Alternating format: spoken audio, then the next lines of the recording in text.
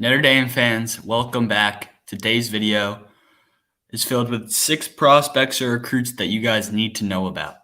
These guys are not necessarily the top of the board guys, but these are some guys that I think could end up committing sometime before June or July, and guys that Brian Kelly will let slide through. So I guess I would assume fans would call Morion Walker a take. I would call him a take. That's just a guy that's not a top of the board guy, not someone like CJ Williams or Tyler Morris when it comes to wide receivers, but he's a guy that they like enough to let commit this early. So these are all those type of guys. Nicholas Anderson, this first guy, I don't think is necessarily 100% a take at this current juncture or at this current moment. Morion Walker kind of fits his bigger body receiver build. I don't know who the staff prioritizes. I'm assuming it's Walker just on the fact that Walker is committed and Anderson is not.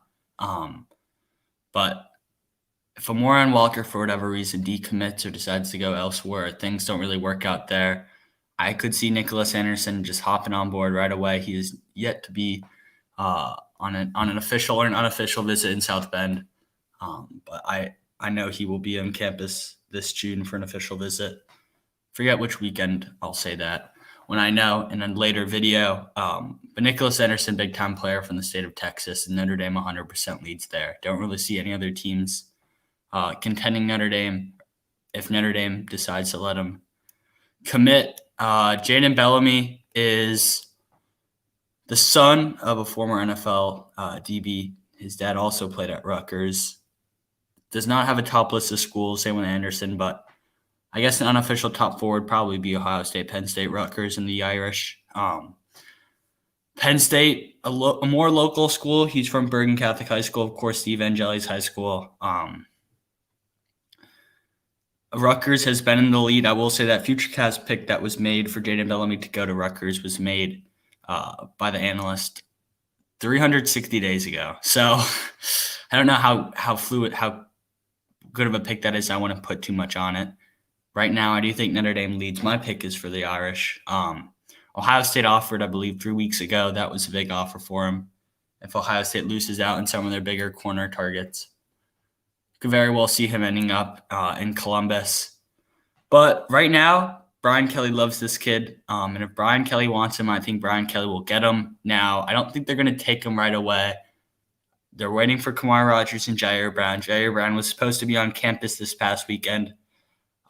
But his father passed away, so completely understand that. He shouldn't need to talk or think about recruiting until he gets back to a good state of mind. He did actually, though, show up at the Under Armour camp in Columbus. I guess performed as well as he could.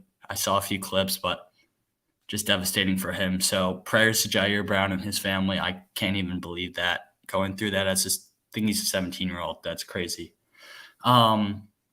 So sad, but so Notre Dame is waiting on Kamari Rogers and Jair Brown. Kamari Rogers is also supposed to come up in April.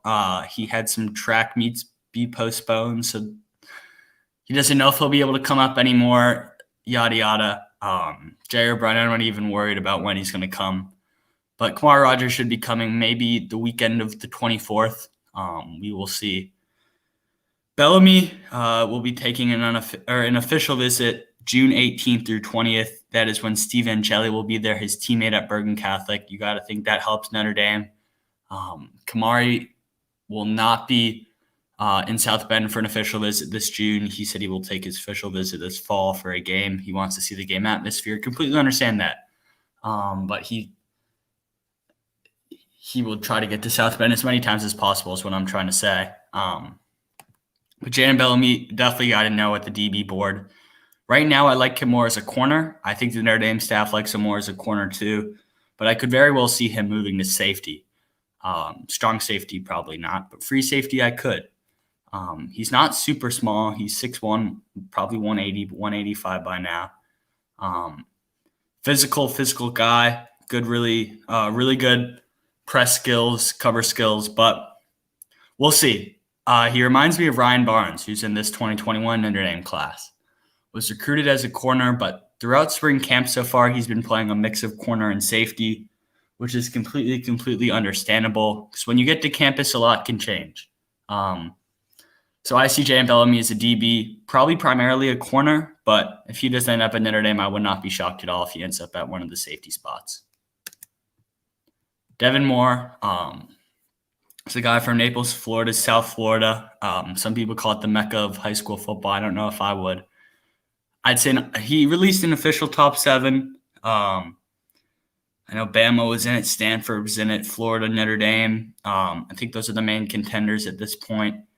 Right now, I'd call it a Bama, Florida, and Notre Dame race, with Bama holding a slight edge. I will say, though, Stanford was his last offer in mid-February. That's the last offer he's gotten and might be the last offer he ever gets. And he included them in his top 7. So that might show you that he does value academics, and it is very important to him.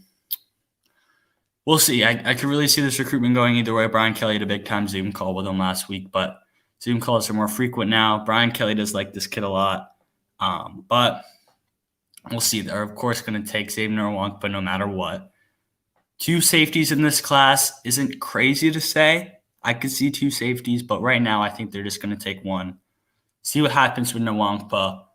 I'm not sure if Devin Moore is a step ahead of guys like Manhagan, Barakate, Sherrod Koval. I'm assuming not. I think Sherrod Koval is probably number 2 on their big board for safety. We will see, but it's a lot to know. Numbers will always work out in Notre Dame's favor, as they always do, so don't get worried about numbers too much. But yeah, Devin Moore, big-time safety target to know. If Kelly gives him the green light, I could see him committing.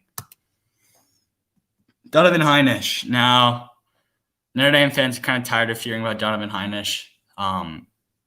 But I will say, as of late, with Darren Agnew committing last Friday, and Donovan Heinisch still being left on the board, he doesn't talk on social media a lot to anyone. He's a very quiet kid.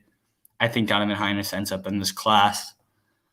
But that makes me wonder, what if you get Moss and you get Lucas? How is that going to work?